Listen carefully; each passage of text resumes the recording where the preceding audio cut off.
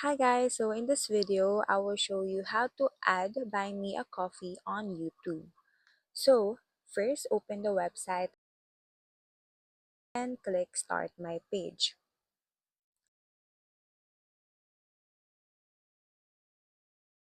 Now, enter your username and sign in. Next is complete your page by adding your profile picture, name, about section, and the link to your YouTube channel. Just copy and paste it here.